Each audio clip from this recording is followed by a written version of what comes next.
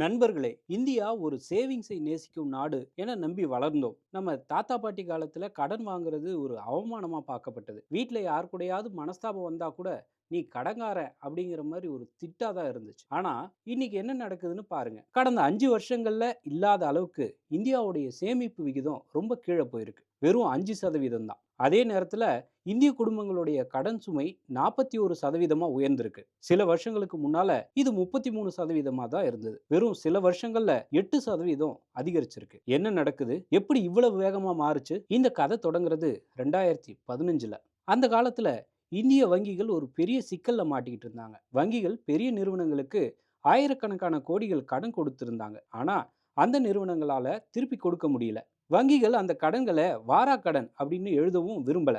ஏன்னா, அப்படி எழுதிட்டாங்கன்னா, தங்களுடைய தரம் குறைஞ்சிரும். அதனால தொடர்ந்து மறைச்சிட்டு வந்தாங்க. இந்த சிக்கல கண்டுபிடிச்ச அரசு, அத இரட்டை இருப்புநிலை சிக்கல் அப்படின்னு கூப்பிட்டாங்க. ஒரு பக்கம் நிறுவனங்களுடைய தள்ளாட்டம், இன்னொரு பக்கம் வங்கிகளோட தள்ளாட்டம். 2ம் ஒரே நேரத்துல நடக்கும்போது, பொருளாதாரம் என்ன ஆகும்னு யோசிங்க. இத சரி பண்ண இந்திய ரிசர்வ் வங்கி ஒரு முடிவு எடுத்தாங்க. எல்லா வங்கிகளும் தங்களுடைய கடன் கணக்குகள ஒரு முறை நேர்மையா பரிசோதிக்கணும் அப்படின்னு ரிசர்வ் பேங்க் சொல்லுச்சு. அதன் விளைவா என்ன ஆனது அப்படின்னு பாருங்க. 2015ல வெறும் 4% இருந்த வாராக்கடன் விகிதம் 2018ல 11%க்கு மேல போயிடுச்சு. இந்த நிலையில பொருளாதாரத்தை ஆரோக்கியமா வைக்க அரசு 3 லட்சம் கோடிக்கு மேல வங்கி அமைப்புல செலுத்துச்சு. பணப்புழக்கம் வந்துச்சு.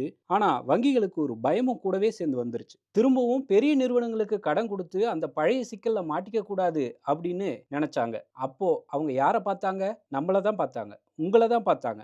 நிலையான வருமானம் உள்ள சாதாரண குடும்பங்கள பார்த்தாங்க. ஒரு பெரிய நிறுவனத்துக்கு கோடிக்கணக்குல கடன் கொடுக்கிறத விட, ஆயிரக்கணக்கான குடும்பங்களுக்கு சின்ன சின்ன கடன்களா குடுத்து, ஒண்ணு தவறுனாலும் இன்னொன்னு இருக்கு அப்படிங்கிற ஒரு யோசனைய அவங்க முன் வச்சாங்க. இது வியாபார கண்ணோட்டத்துல புத்திசாலியான ஒரு முடிவு தான். அதனால வங்கிகள் நம்மள நோக்கி திரும்புனாங்க. ஆனா, நம்மள கடன் வாங்க சொல்ல முடியுமா?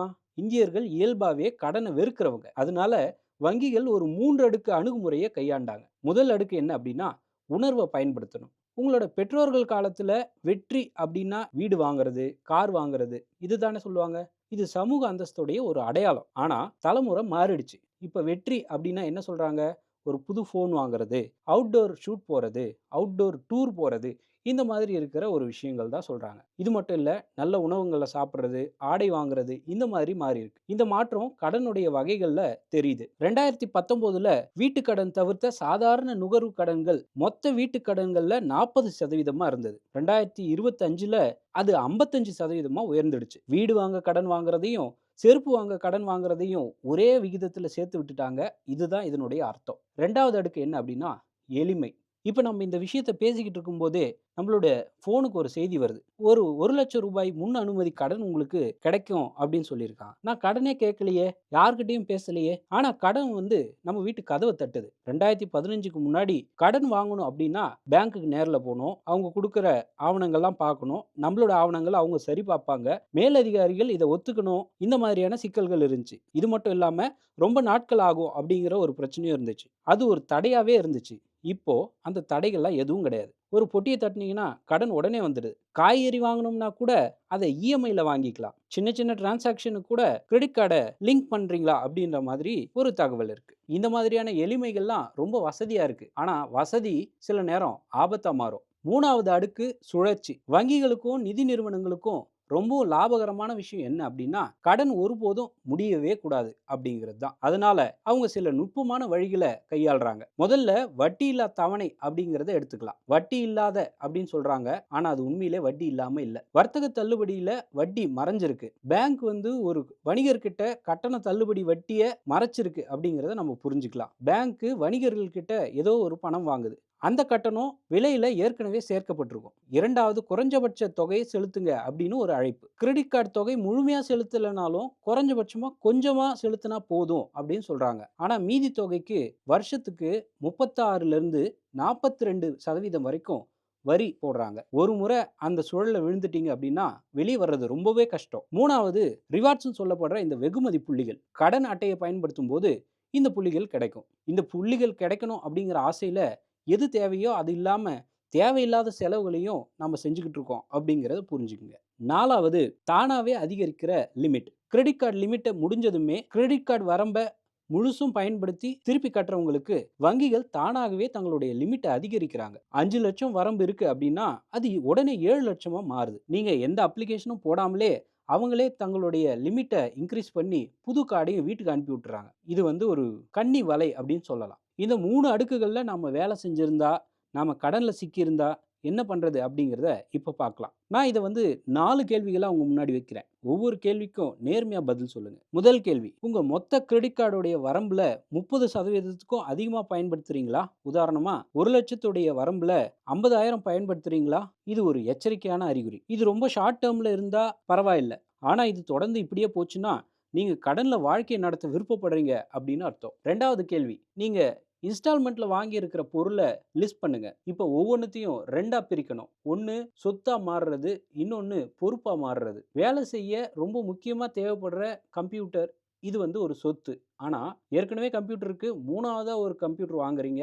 அப்புறம் தேவையில்லாத ஏதோ ஒரு ட்ரெஸ் வாங்குறீங்க அப்படின்னா, இது ஒரு பொறுப்பு. உங்க இன்ஸ்டால்மென்ட்ல 50%க்கு மேல இதுதான் இருந்துச்சு அப்படின்னா, நீங்க கண்டிப்பா கவலைப்படணும். 3வது கேள்வி, ஒரு மாசத்துல எத்தன இன்ஸ்டால்மென்ட்ஸ் இருக்கோ அது எல்லாத்தையும் ஆட் பண்ணுங்க. அப்படி நீங்க ஆட் பண்ணத சம்பளத்தால டிவைட் பண்ணுங்க. அது 30%க்கும் மேல இருந்துச்சுன்னா, நீங்க ஒரு டேஞ்சர் ஜோன்ல இருக்கீங்க அப்படின்னு அர்த்தம். 4வது கேள்வி, 6 மாத செலவுக்கு போதுமான பணத்த உடனடியா எடுக்கக்கூடிய வகையில உங்ககிட்ட சேமிப்பு இருக்கா? இதுல முதலீடுலாம் நம்ம லிஸ்ட்லயே வராது. பங்குச்சந்தை, நிலம், தங்கம் இதெல்லாம் வரவே வராது. நேரடியா எடுக்கக்கூடிய பணம் மட்டும் தான் வரும். வீட்டுக்கடன் தவணையும் செலவுகள்ல சேர்க்கணும். இந்த அவசர கால நிதி இல்லன்னா கவலைப்படணும். இந்த 4 கேள்வியிலயும் சரியான பதில் இல்லன்னா, இப்ப என்ன பண்றது அப்படின்னு பார்க்கலாம். முதல் வழி, கடன ஒருங்கிணைங்க. உங்களுக்கு பல கடன்கள் இருக்கு அப்படின்னு வச்சுக்குவோம். ஒவ்வொன்னுத்துக்கும் வெவ்வேறு வட்டி விகிதம். கிரெடிட் கார்டு கடனுக்கு வருஷத்துக்கு 40% வட்டி வரைக்கும் கூட வரலாம். பர்சனல் லோனுக்கு 18% கூட வரலாம். வீட்டு கடனுக்கு மேல கூடுதல் கடன் வாங்கினாலும் அது 10%க்கு மேல ஆகலாம். ஸோ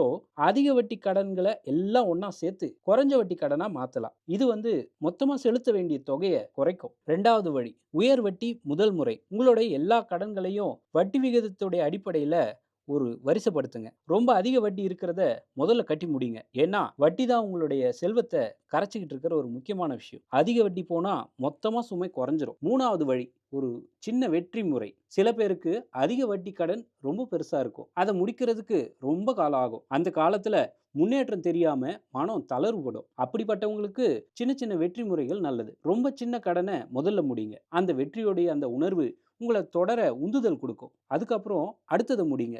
இப்படியே ஒவ்வொன்னா முடிங்க. இப்போ ஒரு கதை சொல்றேன். ஒருத்தர் துபாய்ல 10 வருஷம் வாழ்றாரு. நல்ல வேலை, ஆரோக்கியமான உடல், 2 குழந்தைங்க, மாசம் 4,50,000 சம்பளம். வெளியில இருந்து பார்க்கும்போது வாழ்க்கை செட்டில் அப்படின்னு தெரியும். அதே நபர் சில மாசங்களுக்கு முன்னாடி அந்த நபருக்கு வேலை போயிடுச்சு. அவர் தன்னோட ஃப்ரெண்டுக்கு ஃபோன் பண்ணி, "ஒரு வேலை கிடைக்குமா?" அப்படின்னு கேட்கிறார். ஏன்னா, இப்ப வாடகையே கட்ட முடியல. குழந்தைங்களோட ஸ்கூல் ஃபீஸு இதையும் கட்ட முடியல. கார் வேற வித்துட்டேன் இப்படின்னு சொல்றாரு. இத கேட்கும்போது மனசு ரொம்ப கனத்தது. 4,50,000 சம்பளம் வாங்கின ஒருத்தர் 1 மாசம் வேலை இழப்புனால இந்த நிலைக்கு வந்திருக்காரு அப்படின்னா, அவசர கால நிதி இல்ல அப்படிங்கிறது தான் இதனோட அர்த்தம். இது அந்த நபருக்கு மட்டும் நடந்த கதை இல்ல.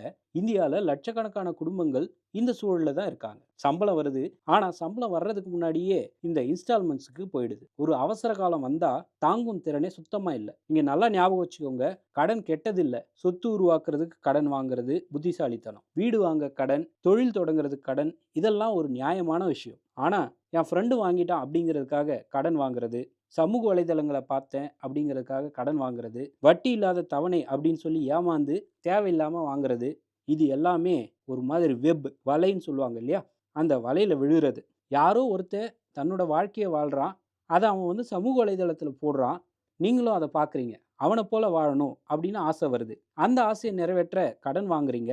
அவனுக்கு நீங்க யாரும் கூட தெரியாம இருக்கும். இந்த ஆட்டத்தில கண்டிப்பா விழாதீங்க. உங்க வாழ்க்கையில நிஜமான நட்சத்திரங்கள், நீங்க நேர்ல சந்திக்கிற மனிதர்கள். குறிப்பா குடும்பம். அவங்களுக்காக சேமிங்க. அவசர கால நிதிய உருவாக்குங்க. தேவையில்லாத கடன முற்றிலுமா தவிர்த்துருங்க. ஒரு கஷ்டம்னு வரும்போது, அது வாழ்க்கைய முழுசா கவிழ்த்து போட்டுறக்கூடாது. அதுக்காக தயாரா இருக்கிறது தான் உண்மையான நிதி சுதந்திரம்.